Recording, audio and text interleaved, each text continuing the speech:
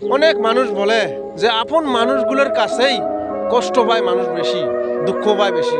কারণ আপন মানুষগুলোর সাথে অল্প কিবা কারণত যদি মন মেলামেলি হয় বা খারাপ হয় বা একটা দোষ করে থাকেন, ও আপন মানুষগুলো ওই আপনার কথা মানুষের কাছে বলে বেড়ায়। একটা কথা বলি শোনেন, একটা মানুষ খুব খারাপ, জঘন্য খারাপ, অন্যান্য খারাপ পৃথিবীত নাই। ওই মানুষটার একটা খারাপ দেখছেন, ওই মানুষটার খারাপটা যদি কাউকে না বলেন, গোপন করে রাখেন, তো আল্লাহ তাআলা কি বলেছে জানেন?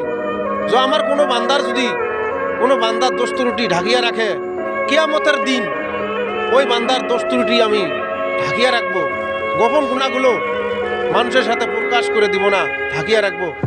তাহলে একটা মানুষ ভুল করছে, ওই ভুলের কথা আপনার মানুষকে বলে বেড়ান, তো আল্লাহ তাআলা সহন করির গুনাহ কিন্তু মাফ করে না। ওই জন্য একটা কথা বলি, একটা মানুষ ভুল করছে, পাপ করছে, আপনি দেখছেন, কাউকে বলবেন না, গোপনে রাখবেন, তো আপনারও আল্লাহ তাআলা দোষ ত্রুটি ঢাকিয়ে রাখবে। কথাটা মনে রাখবেন, এটা আমার কথা নয়, আল্লাহ তাআলা বলেছে।